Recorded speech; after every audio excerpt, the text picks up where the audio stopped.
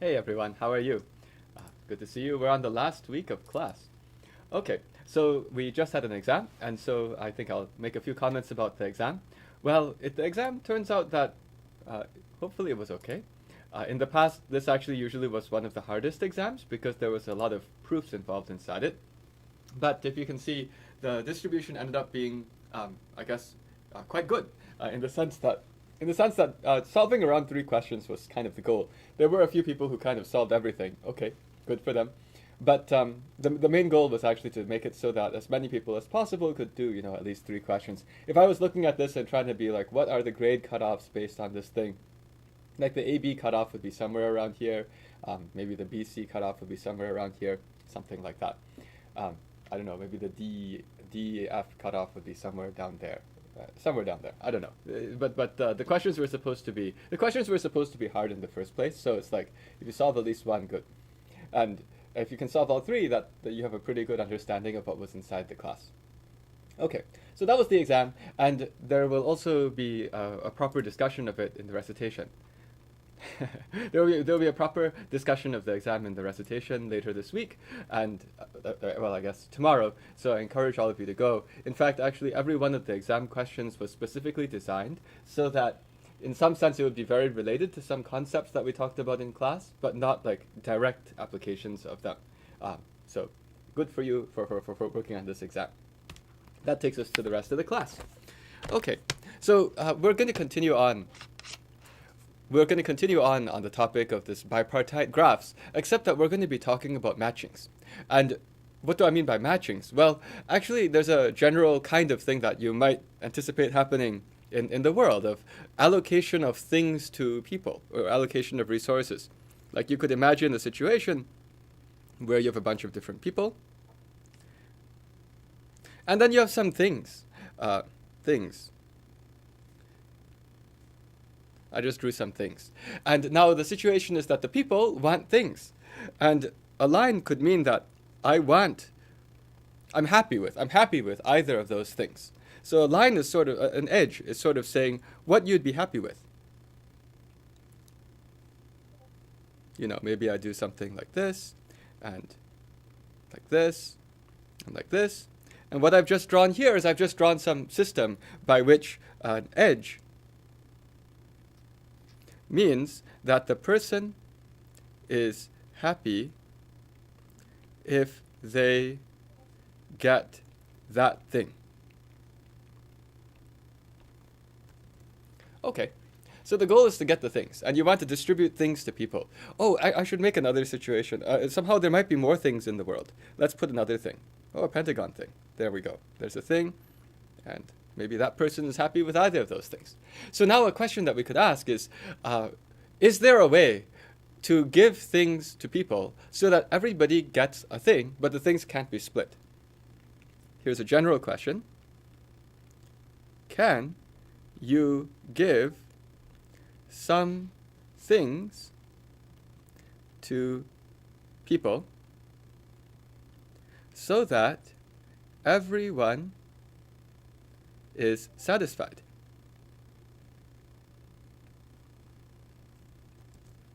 That seems like a legitimate question. I'm also hearing some notification noises. I wonder if my phone is not on silent. 1 second, let me silence the phone.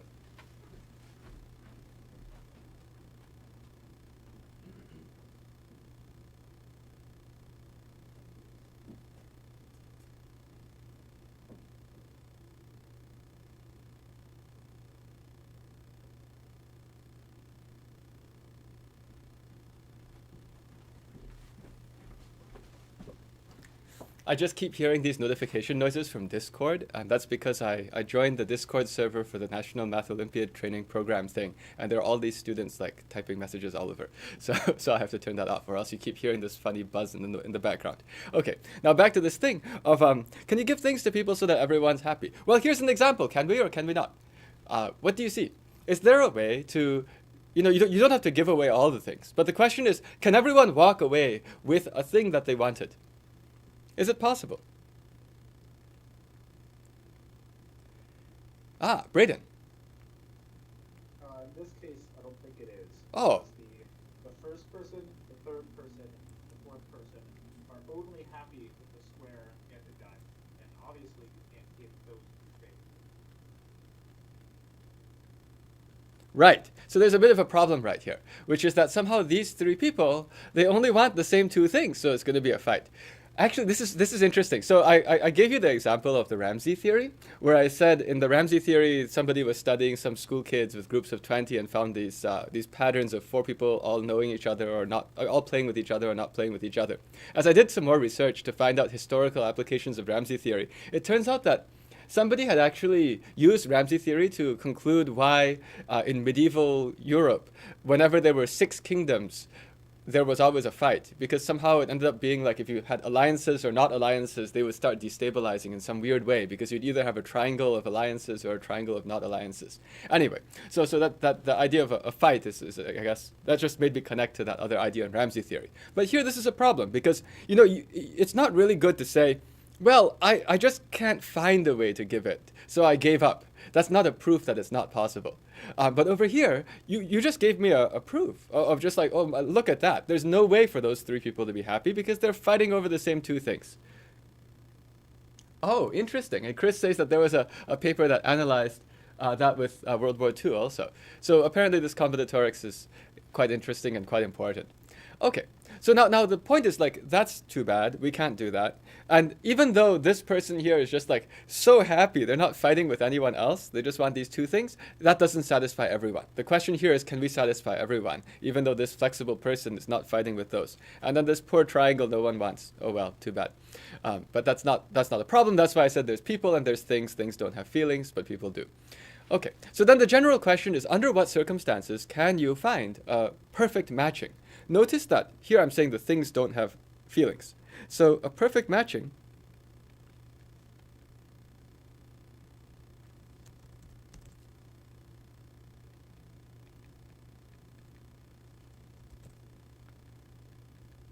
usually we'll say something like perfect matching from the left to the right. Just emphasizing that there is some notion of one part is more important than the other. If I drew this bipartite graph with a top and a bottom, then I'd probably say perfect matching from the top to the bottom. And I don't know what else you'd use, either left, right, or top and bottom. But the perfect matching from left to right is a situation where you have decided that for each of those things on each of the each of the vertices on the left, you have found a distinct vertex on the right that is adjacent to. It's a way to give each vertex on the left a distinct vertex on the right that it's adjacent to. So it's an extremely natural concept. This is actually something that we need to do a lot. So then a deep question becomes, well, number one, can I find perfect matchings?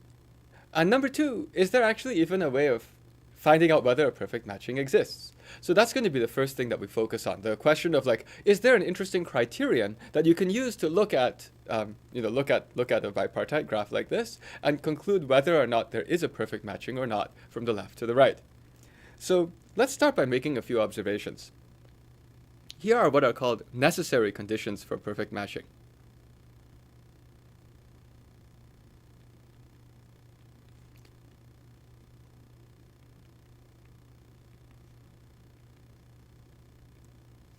What necessary means is that that's like you better have your graph, your bipartite graph, have certain properties, or else you're just dead. There's no way to do it. So I'm just going to draw some bipartite graph. Nobody said that the number of vertices on each side is the same, and I'm not telling you where the edges are. I'm just kind of emphasizing that there are edges flying around. Okay? Let's make that one look like it goes farther. Okay. Right, so I've got this bipartite graph. Can anyone think of some necessary conditions? Necessary conditions means you better have these true, else impossible. Anyone want to suggest some? I'm looking for, like, they could be really simple. Just like, tell me some really obvious things that better be true, or else it's like, don't even try to find the perfect matching. And I ideally want like a bunch of people to be involved. And you can have like really obvious things. Abby. You probably want more things to have like connections on the right than on the left, or at least as many things that are connected on the right as on the left. Okay. Oh, interesting that you just said that. It's like the things that are connected. I'm going to do something even more basic than what you said. I'm just going to say you better have more things than people. Okay, but you were being more refined. I'm just going to give something that's like pretty basic approximation of what you said. So I'll say that the number on the right better be bigger equal number on the left. And that was like things versus people. Oh, I should probably have said perfect matching from left to right. From left to right. Okay. More things. More conditions. Andrew. This is kind of similar, just I guess a bit stronger, but like for a given subset of things on the right, it's like, or maybe things on the left, like everything it branches out to has to be bigger or equal. Okay, this is good. So that's actually getting to like a little bit more general than what we've just said here. So you're saying for every subset of vertices on the left, like the stuff they branch out to, they better have like more options of taste than they are in people, right? You just have to have no fight. For every subset of vertices on the left, the set of anyone that is adjacent to anyone from that subset is at least as big as that subset. I wrote this in English first, but that's why we invent math notation, because English is just too long. So the nicest way to write this mathematically is for every set S, which is a subset of the left, it's usually written as the size of n of S is at least the size of S. And here I want to really emphasize what this n of s is. This n of s is like the union of all, okay, I just used the word union of all the neighborhoods. But that's the same thing. It's like every single vertex in S, I mean, maybe S looks like this. If S looks like this, then this n of S is just anyone who's adjacent to anyone in S. So you're basically looking at all the neighbors of each vertex in S and taking the union of those neighborhoods. I guess since I said that, I'll already write that down. This is the union of neighborhoods of vertices in S. Okay? And I say that because sometimes in some people who are thinking about combinatorics, it's more natural to think of n of S to be the common neighborhood. Sometimes you use the notation capital N of S to mean how many people are actually adjacent to every single thing in S. That's like the intersection of neighborhoods. But here, for this particular thing we're doing today, we're going to focus on the union. I saw Eric, you had your hand up. What did you want to say? That like you have like a disconnected set of then like all your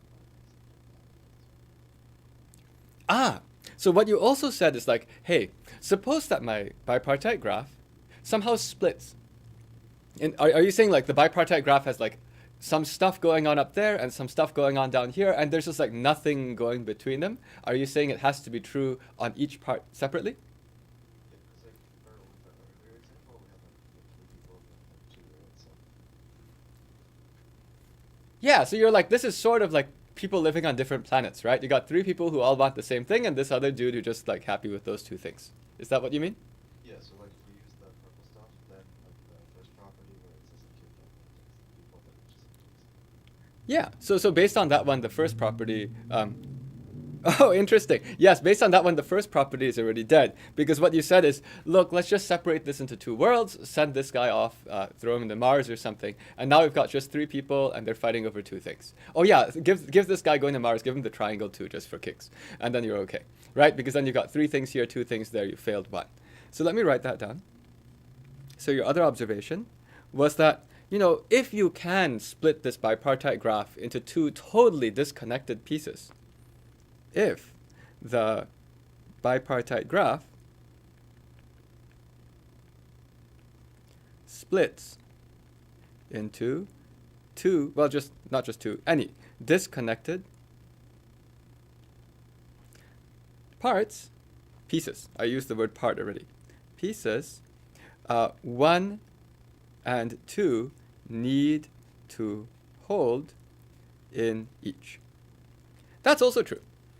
Okay, so now we've written down a bunch of things that have to be true in order for a perfect matching to exist. Now, if you look at this, it actually turns out, as somebody had mentioned, this number 2 is a generalization of number 1. If you just wrote down number 2, number 1's automatically true. Why? Can someone tell me? Suppose I only know number 2. Why is it true that the number of things on the right has to be at least the number of things on the left? Advait. S can be everything. So you could use this to be the entire S on the left. And then if you just apply this, what is n of S? It's telling you that the left has to be connected to at least as much stuff as it is, which is, Abby had said this word connected on the right. That's what she was getting at. That's actually stronger than what we wrote for 1. However, it's nice that 2 gives 1. Doesn't 2 also give 3? Yes. So 2 gives 1 because of what we just said, but 2 actually also gives, well, yeah, 2 also gives 3 because in some sense, if you had things that were totally disconnected and you looked at the neighborhoods, they would just be the sums of the neighborhoods because they're disconnected. Does that sort of make sense? I'm like, if I've got disconnected stuff and I picked my set S, which was some stuff up there and some stuff down there, oh, sorry, it's even easier than that. No, I don't even need to take the sum. It's like if I want to use 2 to get 3, I'm just like, well, it's supposed to hold for one part. Okay, well, if I'm checking that set S there, that's the same as checking that same set S in the original one. So it is also there. What is the word between of and on in 2? That is a good question. Oh, do you mean the word VTXS, vertices?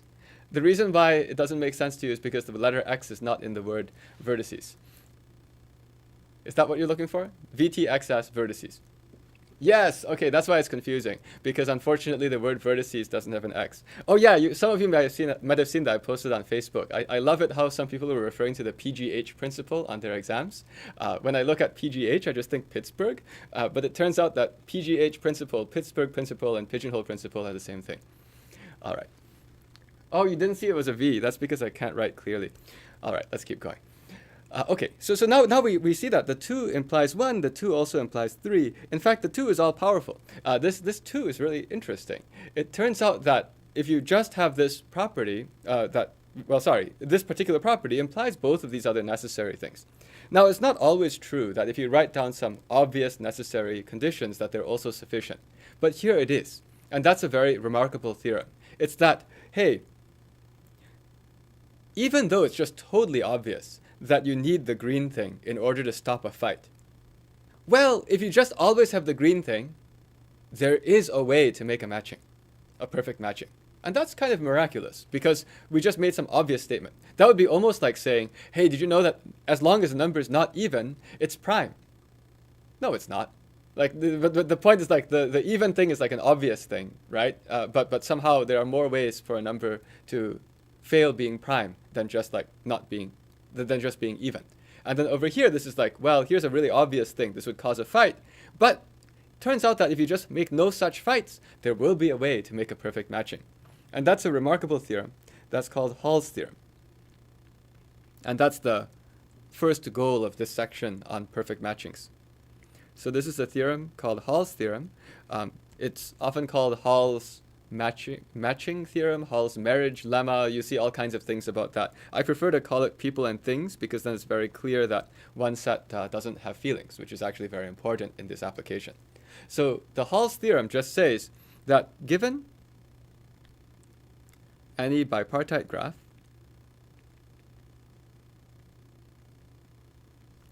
there is a perfect matching from the left to the right if and only if for every set S, subset of the left, the size of the neighborhood of S is at least the size of S. This is a remarkable result. Now, what we just proved with this with the necessary condition, is we proved that if there's a perfect matching, then you better have that the neighborhoods are always at least as big as the sets themselves. So last screen.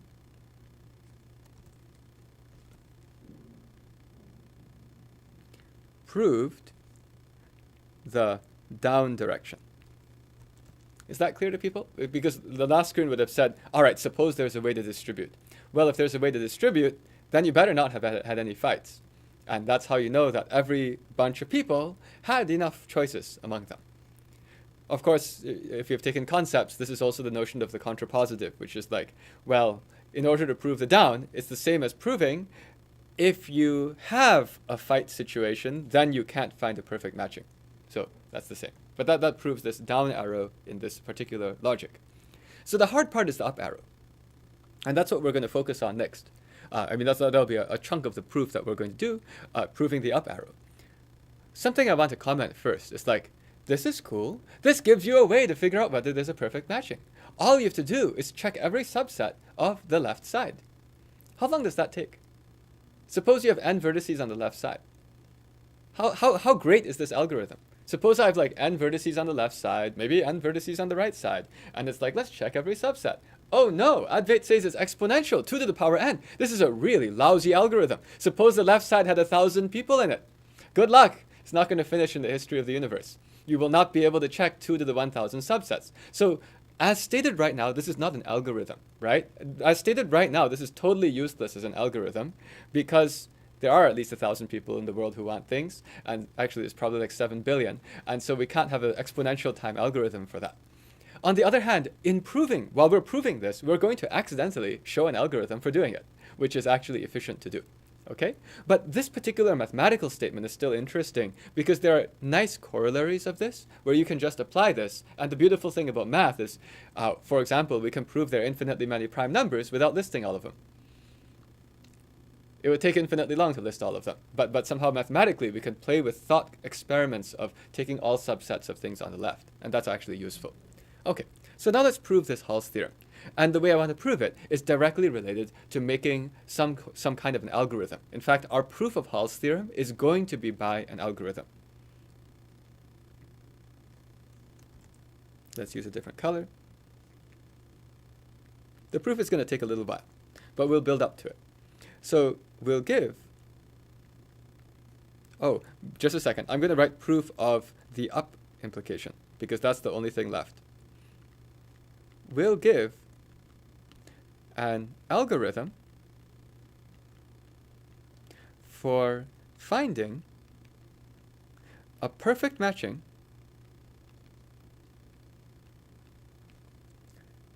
I'll just write full stop. And the reason is because we're assuming down to up. So we're assuming that for every set S on the left, it has at least as many neighbors on the right.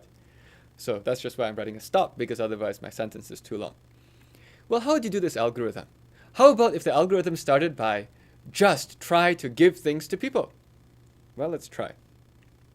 First, I'm going to draw the graph that we had.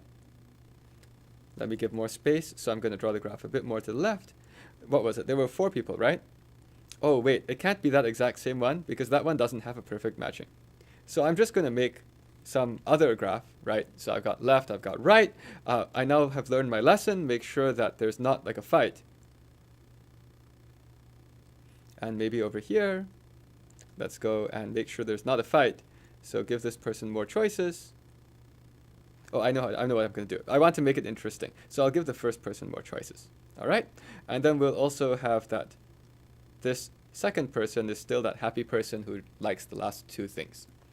Okay, so I drew this particular graph actually on purpose. So if you want to see what I did, I sort of had the same fight situation, but for some reason I gave the first person a way out.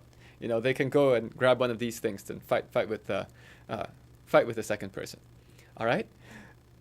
So what if I just start naively? What could go wrong? That's what we want to understand. What could go wrong with just try? Well, watch what could potentially go wrong. I'm going to just try, okay? So the first person is like, I don't know, I'm not thinking. I'm just going to take the first choice I've got, right? Like that's called the greedy algorithm. First person just says, I see an option, I'll take it. The second person says, okay, I see an option. I'll take that. Seems reasonable. The third person says, oh, the first person already grabbed one of my things I like. So I guess I can't take that one. I'll take the next one. And then the fourth person says, oh no, I'm stuck. Fourth person is stuck. Because this greedy algorithm, the fourth person, unfortunately, has both of their options occupied. So that's what could go wrong. It just went wrong. We just saw it. So one of the things that could go wrong is, unfortunately, might have someone unable to find a thing, since they're all taken. Well, since all the ones that they want are taken. Maybe I should use graph theory language. All adjacent vertices are taken.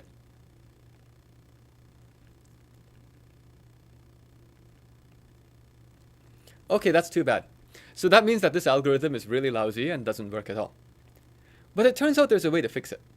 And if you look at it, one way to explain how I might try to fix it is I might say, but this person is very persistent. This person really wants things. So what they do is they go and steal that thing. Now, when they steal that thing, so let's tell this as a story, right? So this person decides that they really want that thing. Actually, they had some choices, but let's just steal that thing. Okay, they steal the thing. Well, if they steal the thing, that's going to mess up person 1, because now person 1's thing is gone. Oh no. I'm going to draw an X there in the sense that this person stole the thing that person 1 was trying to get. Person 1 gets mad and says, fine, I'm going to steal a thing too. And so person 1 decides to steal another thing that somebody else had. Which one? Let's take this one. So person 1 now went and stole this thing. That screws up person 2 because now person 2's thing is gone. It's really hard to see what I've drawn here. I'm going to draw it more clearly in another screen. But I'm trying to emphasize the procedure is somebody is coming in, stealing stuff. And whenever your stuff gets stolen, you then return the favor by stealing someone else's thing. Okay? Can we call this the Secret Santa algorithm? Yes, perhaps. I have actually never done Secret Santa before, so I didn't know how that works. This is just like this is just like the stealing stuff algorithm, right? It's like you want stuff and you steal stuff. Okay, but now that thing's gone, so now person 2 has to go and steal too. Except that person 2 actually doesn't really need to steal. Person 2 sees, I could just take that one over there. That one's not taken. And everyone's happy. So what we just saw is an alternating path. It's white elephant. Oh, okay. I'm glad that people know more about this topic than I do. But the general principle is like, but sometimes, I don't know this is always true, but sometimes you can do alternating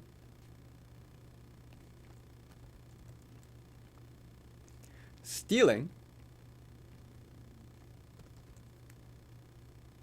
and undoing and get more people happy. Notice I use these two words. One notion is called stealing, which is you go and grab something that's already been taken, and then that forces someone to undo their choice. And then they go and steal again. But notice I also said more people are happy. Why is that? Why is this like better than what we had before? So what we had before was just like, some yellow things. And then we did a combination of stealings and undoings. And I'm saying this is better. How is this better? Aaron. If you steal and then redo it, why you'll have the same amount of happy as, right? But in the case that when you undo it, you might find something that's also left open. That might increase the amount of happy as. Yeah. So here things aren't supposed to have feelings, but I'm just going to say that this thing got picked. Right? It's like suddenly we got more things picked and we also got more people involved. It's not that that person got that thing. It's that this completely weird rearrangement of stuff made one more person happy than before and one more thing happy than before. Okay? And that's actually called an alternating path. Now let's try to do this in a graph theory way. Although this is actually graph theory. That's what I just did here. The notion here is suppose I have a partial matching. So now it's going to look more like graph theory. Let's do definition of an alternating path.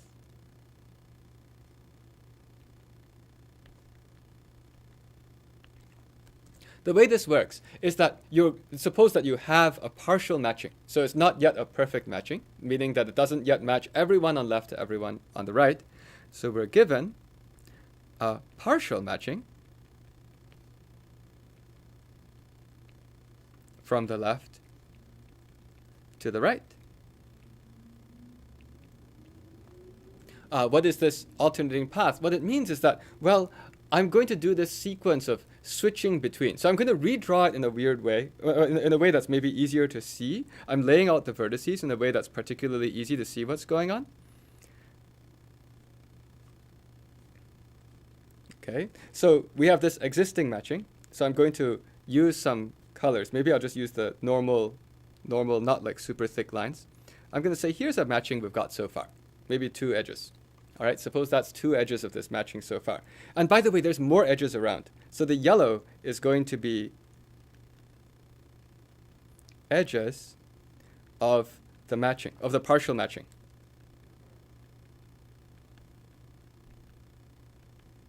Okay? Now, the next thing that we have is that we had something where we did some stealing. So there was also an edge. How do I want to do this? Yeah, let's do this. So I also have an edge, which kind of went from someone that was not matched before. So this thing here is from not matched. And it goes somewhere. And then what we do is let me draw some arrows. Okay, so the one that's not matched, we're going up. And then we're going sort of backwards along one of those that is matched. Then we continue on something that is, is an edge which is not inside the matching. And then we go back on some edge which is in the matching. That's an undo. And then we kind of go on like this to some new, not matched vertex.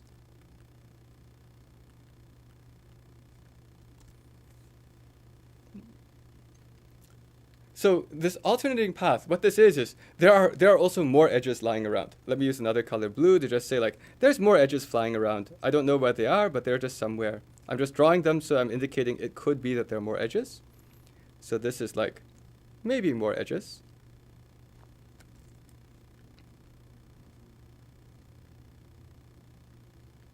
It's possible.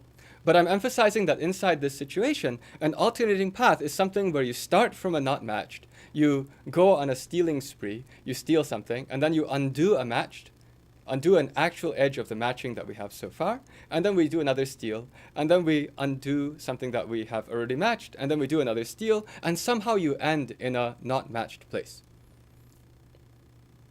Does this make sense to people? Like, this is the notion of an alternating path. It starts at a not matched vertex.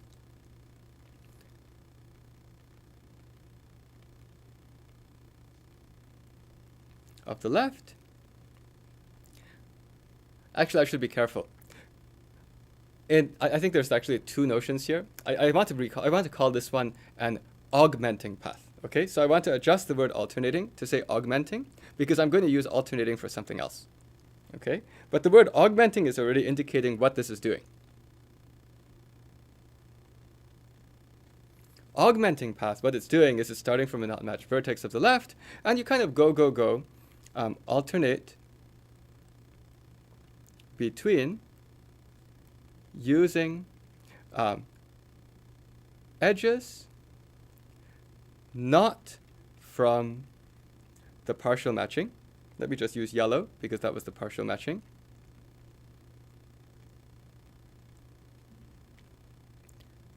And edges from the partial matching.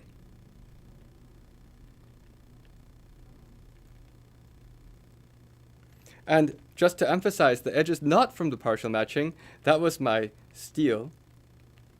And my edges from the partial matching, that was called my undo. And the augmenting path has to also ends at a not matched vertex of the right.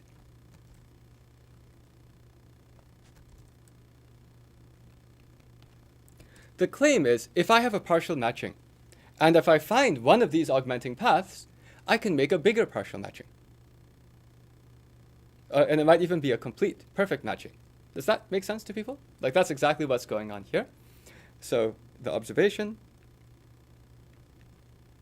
is, if you have an augmenting path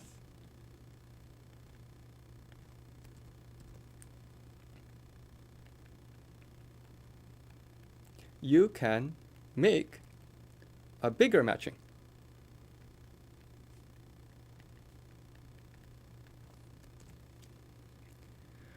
Now, if I could just show that the condition of every set S has a neighborhood which is at least as big as itself, well, then I would know that.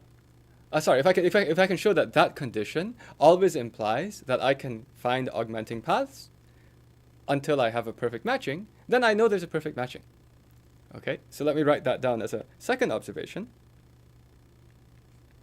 So, suffices to show that if all the sets n of S are at least the size of the set S, so this is to show that if this, then every not perfect partial matching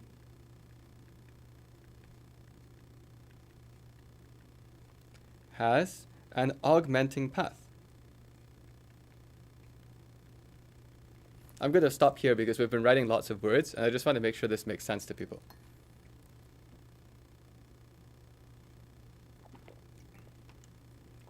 So again, the goal here is that with this augmenting path, you can always use the augmenting path to flip. That's actually what's going on here. In the augmenting path, what you do is you might have some parts of the matching which are already being used. You leave those alone. But on the things that were involved in stealing and undoing, you are able to sort of replace all of those particular yellow edges with those pink edges, and you have more edges. So you end up getting a bigger matching. I'm pausing. Are there any questions about this part? Because that's going to be the heart of how we go on and finish proving this. All we have to do is just to show that if I have some partial matching, well then, assuming that we have this Hall condition, that's actually what I'll often slip and call it. The Hall condition is all this. So as long as we have this Hall condition, then you can always find an augmenting path, and that's awesome. Okay, so let's go ahead and try this. And let's just say, suppose I have this situation, and I have this particular set. This is true for every set S. So then now I'm supposed to say, let's try to use the Hall condition. Let's assume that we have a not perfect partial matching. Let's find an augmenting path, and we'll be done. Okay? So the final goal is, given a not perfect matching,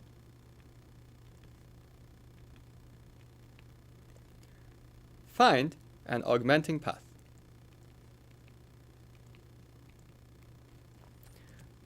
Okay, well in that case I should say it's a not perfect matching, but I can sort of describe what my matching and my graph look like this.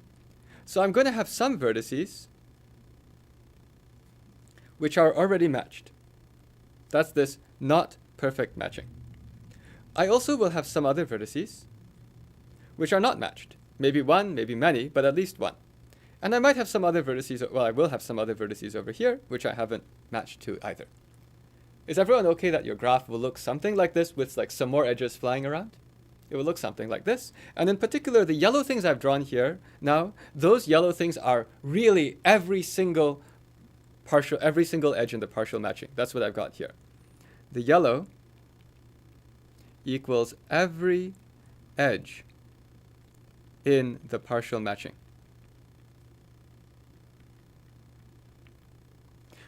Before with the augmenting path, it was not necessary that the yellow was every possible edge in the partial matching. The augmenting path just needed some way of doing a steal and undo, steal and undo. You didn't need to undo everything that you'd done before. But here for this drawing, I'm saying every yellow thing is actually an edge of the partial matching. Okay, now I need to apply the Hall condition. I need a set S. What should I use for S? Well, I mean, I get a choice, right? I can use S to be anything. If I used S to be the whole left side, the only conclusion I get is there's more stuff on the right, which is not helping me find an augmenting path. This is where there's this one leap of like, how do you solve this thing? Well, the way you solve this thing is you say, there's at least one vertex on the left. There's at least one vertex on the left which is not matched. Actually, let's look at every unmatched vertex on the left and try calling that S. It's going to turn out that's not enough, okay?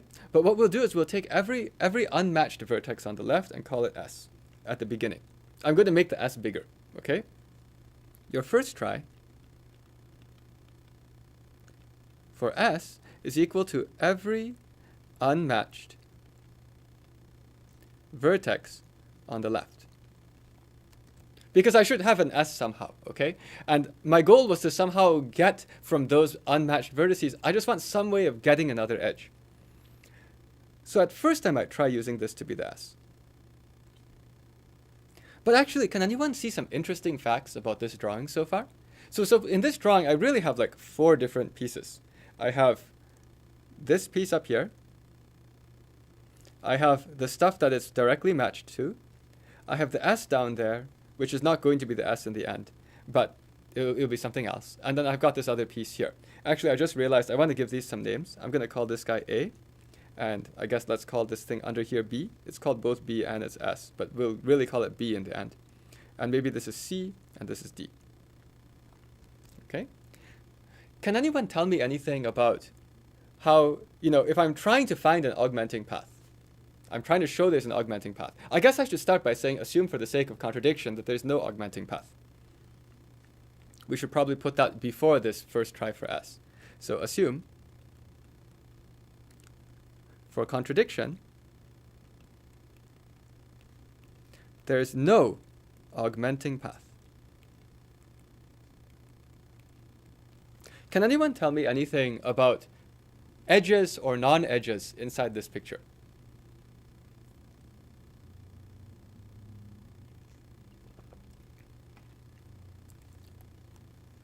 Like I've got these parts A, B, C, and D. I claim that certain pairs between some letter and some letter, there's no edges. One of them is very easy.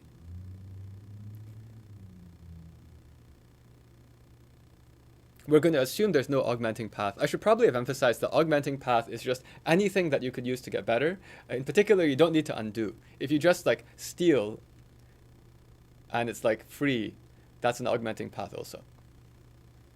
That's a hint. Braden. You used to say that there was no path between A and D. Between A and D. Why no path between A and D? Because if we're able to do that, then either there's a connection between B and D, which then we can add with another vertex immediately, or there's a connection between B and C, which we could funnel back off. Okay. So we're gonna use both of those. So the first thing I want to use is the very simple one. No edges between B and D. That's like the easiest augmenting path in the world. That's like stealing candy from a baby. It's like there's just like nothing, nobody else wants the things. So, great. So the important thing is that there's no augmenting path. So somehow BD, there's no edges. Okay, so like some nice observations. No B to D edges. Else got augmenting path. Got like one edge long augmenting path.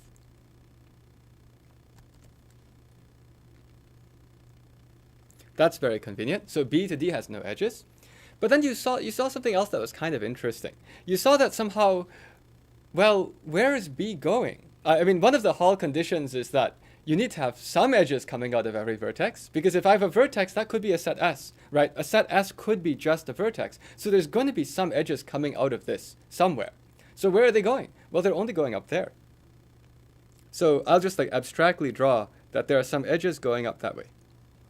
Is that clear? Like those edges have to go up somewhere because every vertex has to have some neighbors. Actually, we even know that this particular set S, if I use that as S, the number of neighbors had better be at least as big as that set S. So it's got some things going out. Also, B has some edges going out.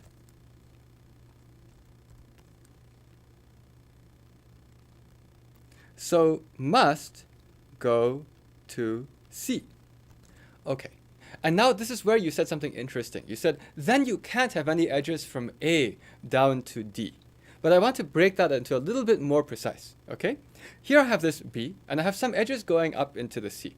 In this particular thing I did so far, I was kind of saying like, yeah, let's just draw some edges going somewhere. But just for fun, what if we were a bit more precise now? And we said, well, what if we did this? Now I'm regretting having 3 vertices in this set. I'm really regretting that. I should only have had 2 to do what I want to do. So the easiest way to solve that is to give C more vertices. So here I am. I'm about to give A and C some more vertices. So suddenly I have a nice big matching. Okay? And this is, I'm just going to make these go somewhere. I don't know. Like this or something. They could even go to multiple places. Do you see what I've done? I just wanted to make sure I have more stuff here because I want to illustrate a point that's related to what Braden was trying to say. So suppose that was the exact situation I've got. So I've gotten a bunch of vertices in B, and they all have their neighbor stuff going into this C place because they have to go somewhere. But Braden said that he thinks that every vertex from A can't be connected to D. In what I've drawn here, this doesn't block every vertex from A, but it does block a certain few. Can anyone help me to distinguish what those are? Advait. Bottom 3 ones. Okay, so now here's the interesting thing, which is what I'm going to draw here. So I'm going to draw a yellow, sorry, not yellow, a pink. And I'll write a question mark on it because that's like not okay, right? So if there was an edge going from one of these partners of somewhere that you could land from B, going back down to D, then you've got an augmenting path. The augmenting path goes, where is that from? Well, I'll take it backwards. I'll be like, well, the augmenting path going backwards is going to go here, go across, and I guess it comes from like that middle vertex here inside the set B. Is that clear to people? It's like if I've gotten this edge here, this particular purple edge, then I've gotten an augmenting path, which contradicts that there is none. But if you have an edge from a matched partner of a neighbor of B. See, I'm using this like matched partner of a neighbor of B. So there's something in B, a neighbor of B, the matched partner of it. If you have an edge from, let's use parentheses, even though we can't use those in English, but that will make it easier to parse the sentence, to D, you got an augmenting path. Okay, that's neat.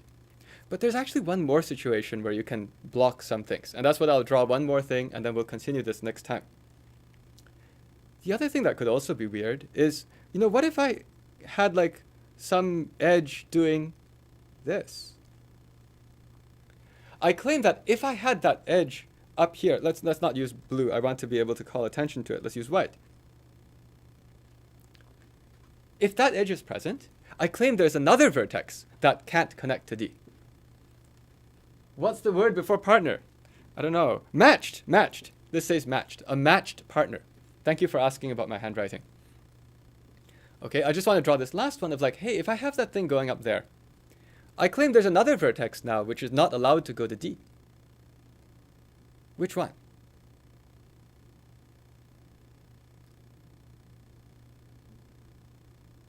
Andrew. The top vertex. Because if that last one went down to D, you can make another augmenting path. The augmenting path might take a while. It might go from the middle vertex of S. Let me make sure I can even see what I'm pointing at. I'm doing this in Zoom where I can barely see myself. But like, yeah, now I can see. So you would go from here. You could go from here to that one. Now you could go back across the matched one. That's an undo. Then you steal. Then you undo. And if you could go back down to D, you got an augmenting path. Is that clear to people? So it's like somehow that's another one which can't have any edge to D. And that's why I was pausing on this word alternating path. Okay? Because and that's also why I said this is not the set S you want to use for the purpose of applying the Hall condition. The thing I'm going to write down last is like, and if you have the white edge,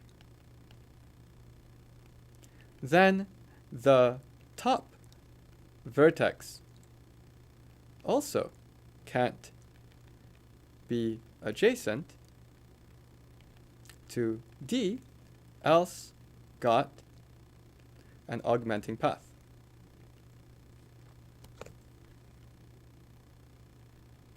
Okay.